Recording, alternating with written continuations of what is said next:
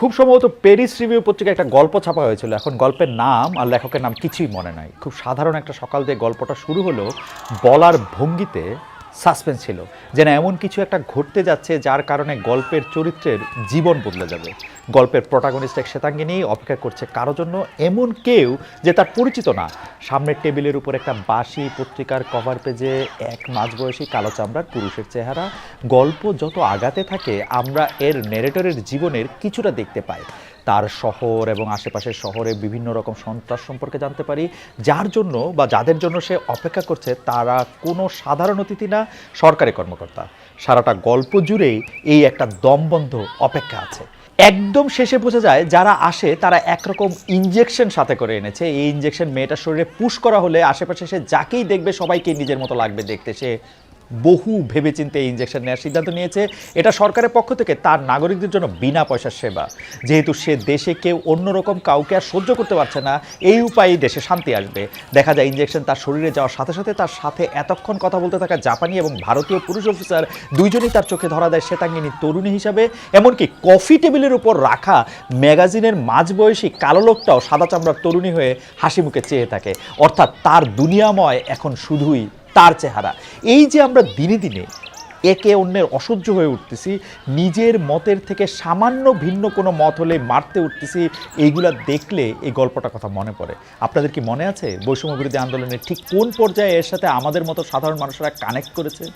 আমি বহু মানুষকে প্রশ্ন করেছি, তাদের প্রায় প্রত্যেকে জবাব দিয়েছেন তুমি কে আমি কে রাজাকার রাজাকার স্লোগানের সময়। এর মানে নিশ্চয়ই এরকম না যে আপালিক ছাড়া বাংলাদেশের সবাই রাজাকার। বরং আওয়ামী লীগ সরকার 16 বছর ধরে যে ট্যাগিংয়ের বাইনারি দিয়ে সমস্ত বিরোধী কণ্ঠ দাবায়ে রাখছিল, এই স্লোগান তার উচিত জবাব। জুলাই মাসের 17 তারিখে সঙ্গীতশিল্পী ফারজানা ওয়াহিদ শায়ানকে এই প্রসঙ্গে প্রশ্ন করা হলে তিনি খুব সুন্দর করে জবাব দিয়েছিলেন, তাকে কোট করছি, হয় মুক্তিযোদ্ধা নয় রাজাকার, এগুলি আর কাজ করবে না রে ভাই। আমাদের নতুন প্রজন্ম যারা মুক্তিযুদ্ধের সময় জন্ম হয়নি তারা অনেক স্মার্ট, তারা অনেক বুদ্ধিমান, তারা এগুলি আর খাবে না। মুক্তিযুদ্ধ বনাম রাজাকার এটা হচ্ছে তাদের পলিটিক্যাল একটা চাল, এটা দিয়ে এরা সবসময় মানুষকে ভাগ করে রাখে, এটা দিয়ে চুপ করায় রাখে। এই খেলাই তারা খেলে যাচ্ছে মাসের পর মাস, বছর পর বছর, যুগের পর যুগ, এবং এই জিনিসটা আপনারাই হতে দেন। একটা ন্যায্য অধিকারের কথা জিজ্ঞেস করব তখন বলে দেয় রাজাকার।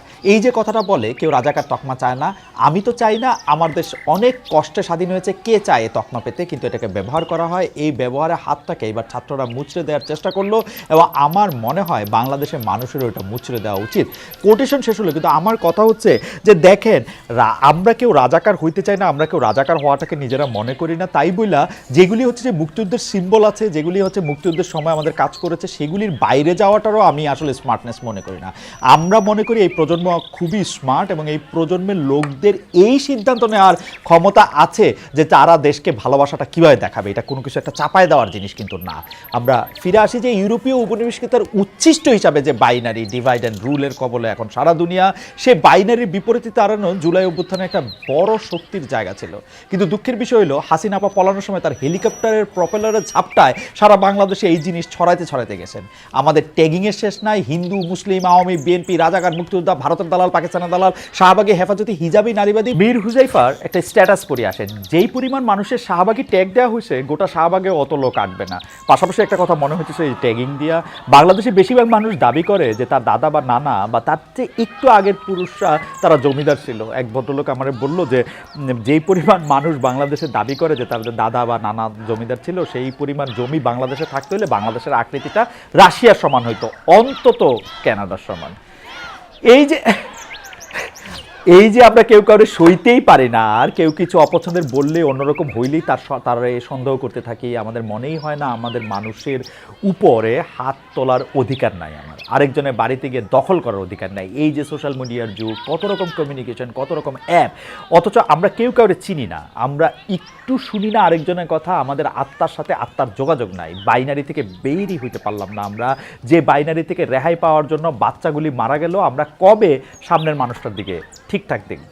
কবি ব্রাত্য রায়সু তার ফেসবুক স্ট্যাটাসে লিখেছেন, ফেসিবাদের একদম পয়লা নম্বর কাজ হলো ট্যাগিং। প্রথম ট্যাগিংয়ের মাধ্যমে কোনো ব্যক্তি বা গোষ্ঠীকে অপর বা আদার করে ফেলা, মানুষকে পশু হিসাবে দেখানো এবং শিকারের উপযুক্ত টার্গেটে পরিণত করা। আমরা সেই সময় আর ফেরত আনতে দিব না। নব্য ফেসিবাদকে না বলুন। অর্থনীতিবিদ অমর্ত্য সেনের একটা বই আছে দি আইডিয়া অফ জাস্টিস নামে, সেখানে তিনি বলেছেন আজকাল মানুষকে যে কোনো নির্দিষ্ট একটা পরিচয় সীমাবদ্ধ করে ফেলা এবং সেই অনুযায়ী তার দায়িত্ব ঠিক করে দেওয়ার প্রবণতা বেড়ে যাচ্ছে। যেমন মেয়ে মানুষ রান্না করবে না, এটা একটা কথা হইলো, অথবা সে বেটা ছেলে হয়ে বউয়ের ভাত রাঁধে আর বউ চাকরি করে, অথবা দেখছো উমুক তুমুক ধর বেটারে। তো এই যে বাইরের থেকে এই রকম এক একটা পরিচয় ঠিক করে দেওয়া এবং সেই অনুযায়ী একজন মানুষের কোনো কাজটা করা উচিত সেইটাও চাপিয়ে দেওয়া, এতে যার উপর এগুলি চাপানো হচ্ছে মানুষ হিসাবে তার অধিকার খর্ব করা হয়। একজন ব্যক্তি সে কি বিশ্বাস করবে, কি তার ভালো লাগবে, কোন দলের সাথে মিশবে, কাকে ভালোবাসবে, যতক্ষণ অন্য কারো ক্ষতি সে করতেছে না, তার সম্পূর্ণ অধিকার আছে নিজের মতো করে নিজের জীবন সাজানোর, নিজের রাস্তা ঠিক করার। অন্যের এক্সপেকটেশন অনুযায়ী আমার যদি নিজের পারিপার্শ্বিক গুটায় আনতে হয়, এটা আমার প্রতি অন্যায় বা ইনজাস্টিস। উচিত কথা রেকর্ড করতেছি 20 তারিখ শুক্রবার, 20 ডিসেম্বর শুক্রবার, আপনারা দেখতেছেন হচ্ছে 23 ডিসেম্বর সোমবার বাংলাদেশ সময় রাত 9টায়। কিছুক্ষণ আগে খবর পেয়েছি যে আমাদের একজন উপদেষ্টা জনাব এ.এফ হাসান আরিফ মারা গেছেন। মনটা আমার অনেক খারাপ হয়েছে, কারণ তাকে আমি প্রায় 30 বা 32 বছর ধরে চিনি। তার মতো এরকম ধর্মপরায়ণ এবং লিবারেল মানুষ আমি আমার জীবনে খুব কম দেখেছি। আজকে সকালে যখন এই খবরটা পেলাম তখন নিউ ইয়র্কে অনেকই সকাল, কিন্তু তার পুরোটা সময় জুড়েই আমি আসলে জনাব হাসান আরিফের বিভিন্ন কথা, বিভিন্ন আলোচনা আমার মনে পড়ছিল। যাই হোক, জীবন এগিয়ে চলে। আমরা যে কথাটি আরেকটু বলে নিতে চাই, আপনারা নিশ্চয়ই খেয়াল করেছেন যে ইকোনমিস্ট একটা দেশকে ঠিক করে, মানে ব্রিটেনের একটা পত্রিকা আছে ইকোনমিস্ট, বাংলাদেশেরও অনেক মানুষও এটা পড়েন, অ্যাটলিস্ট আগে পড়তেন, এখন পড়েন কিনা আমি জানি না। সেই ইকোনমিস্ট পত্রিকা প্রত্যেক বছর ঠিক করে যে কোন দেশটাকে এবার শ্রেষ্ঠ দেশ হিসাবে ঘোষণা করা হবে বা মানে একটা অন্যরকম অ্যাচিভমেন্টের দেশ হিসাবে ঘোষণা করা হবে।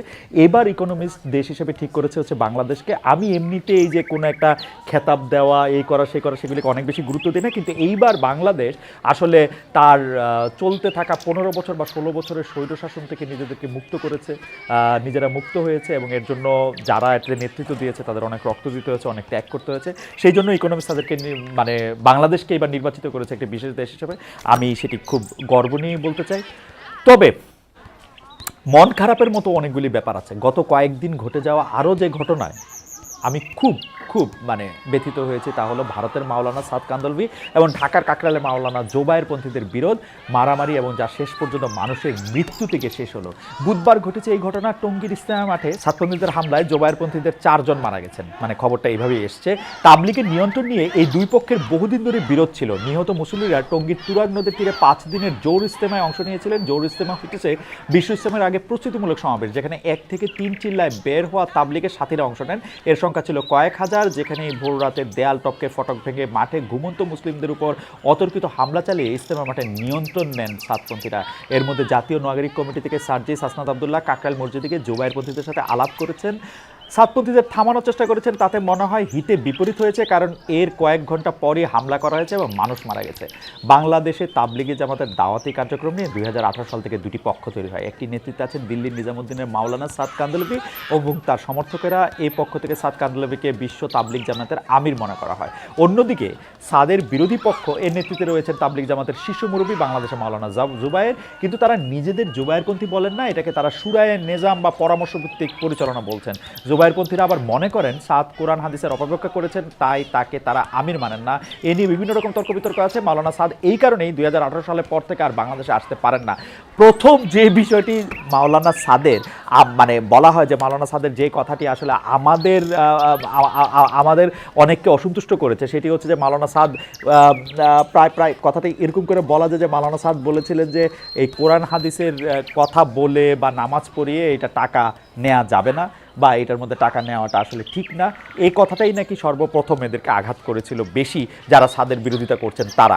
আমি এই পক্ষে বিপক্ষে কোনো কিছুতেই যেতে চাই না, কিন্তু আমি যেটা বলতে চাই, গত বছরের নভেম্বরে ধর্ম আর স্বরাষ্ট্রমন্ত্রী এর একটা সমাধান দিয়েছিলেন যে 2 ভাগে ইস্তেমা হবে, প্রথমে জোবায়েরপন্থী পরে সাদপন্থী, কিন্তু সেই পর্যন্ত পৌঁছানোর আগেই যা হওয়ার হইল। তাবলিগি জামাতের আসলে কিন্তু আমার জানা মতে কোনো রাজনৈতিক উচ্চাভিলাষ নাই।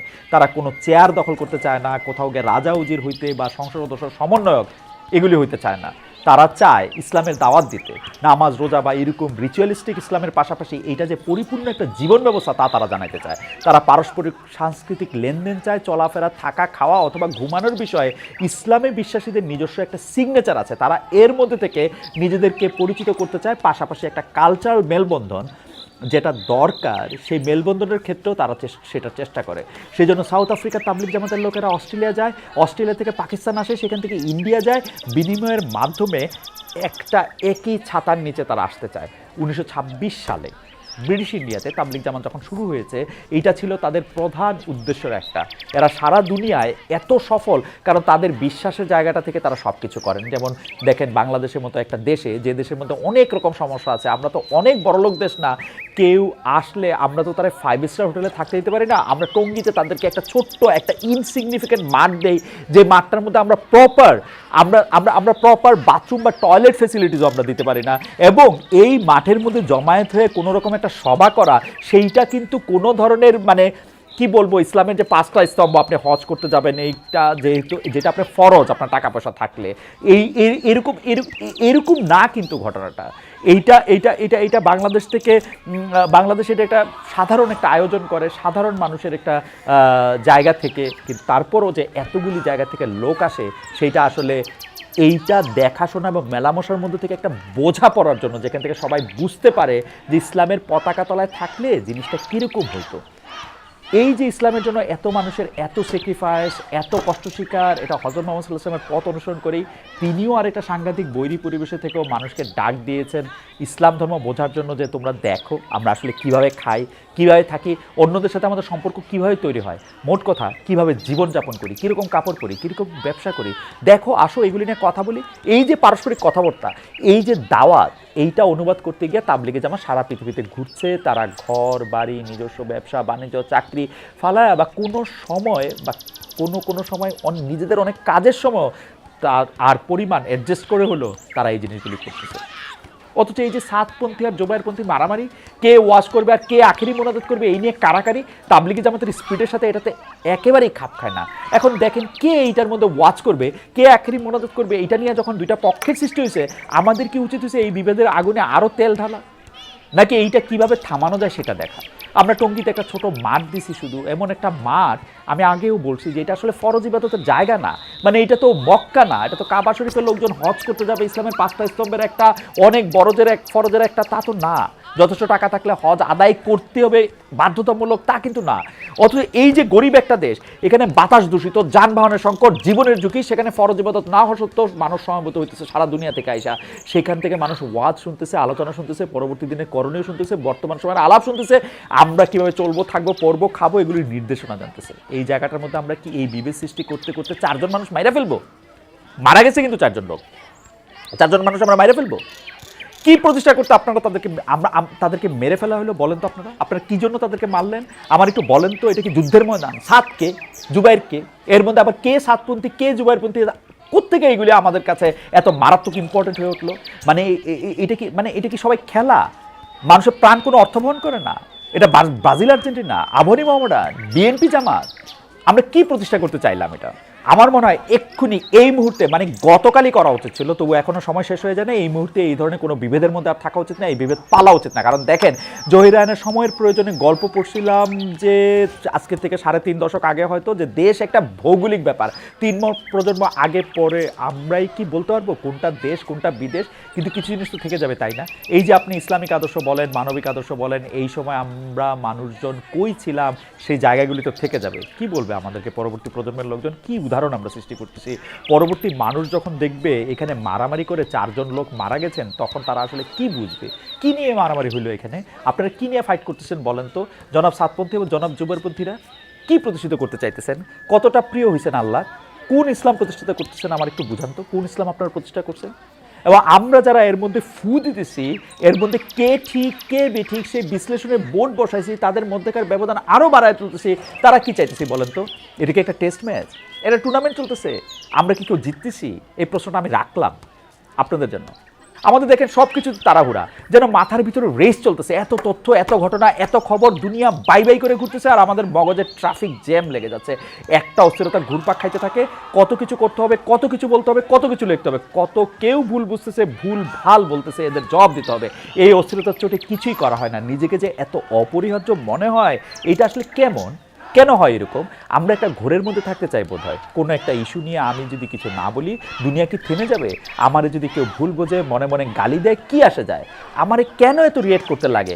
আমরা বিজয় দিবসে খুশিতে ঠেলায় ঘুরতে ঘুরতে মোদি ভাই একটা পোস্ট দিলেন, তিনি বাংলাদেশে বিজয় এতই খুশি হয়েছেন যে এটাকে ভারতের আপন করে নিতে চাইতেছেন, মানে আমারাইজ করে নিতে চাইতেছেন। সাথে সাথে আমাদের উপদেষ্টাদের মধ্যে আরো বেড়াছাড়া লেগে গেল। একজন তীব্র প্রতিবাদ চালাইলেন, আরেকজন বাংলাদেশের নতুন মানচিত্র হাজির করে কিছুক্ষণ পরে সেটা আবার মুছে দিলেন। ভাই, যে পোস্ট করে আবার মুছা ফেলতে হয়, সেটা করার আগে কয়েক মিনিট ভাবেন। একই বিষয় দেখা গেল শিল্পকলা একাডেমি কর্মকাণ্ডে। বিজয় উৎসব হয়ে গেল ডিসেম্বর উৎসবে, আবার অ্যাবাউট টার্ন। বিজয় উৎসব হয়ে গেল ডিসেম্বর উৎসব, আবার অ্যাবাউট টার্ন। কিসের ভয়ে আপনারা এরকম পেন্ডুলামের মতো এরকম দুলতে থাকেন? আপনাদের ইনকনফিডেন্সও দেখা যায়, তাতে আপনাদের উপর আমাদের ভরসা করতে ভয় হয়।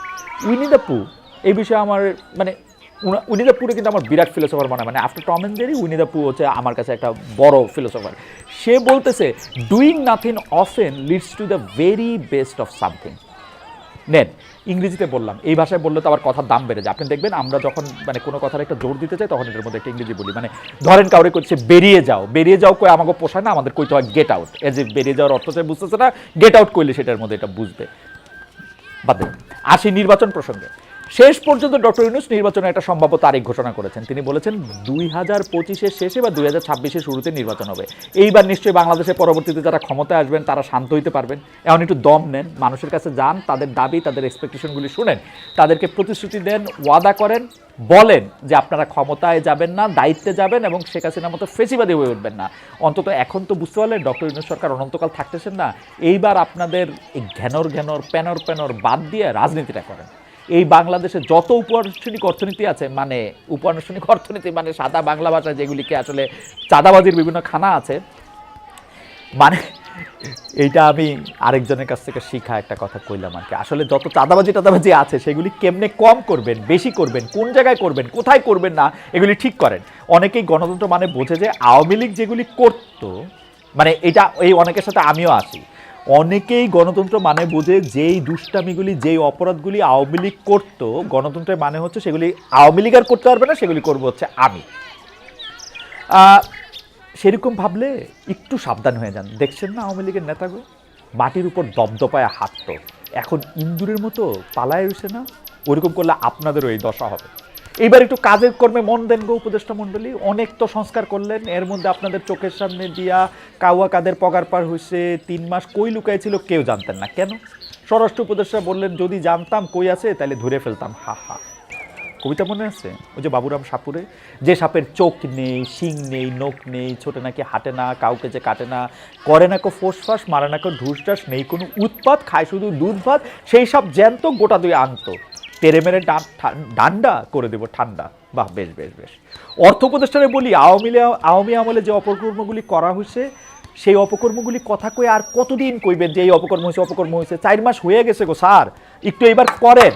বা এই যেই অপকর্মগুলি করা হয়েছে, ব্যাংকের খেলাপি ঋণের টাকাগুলি যে নেওয়া হয়েছে, সেগুলিকে আমরা ফেরত পাবো। ভবিষ্যতে যেন এরকম না হয় তার জন্য কি ব্যবস্থা করতেছেন আপনারা?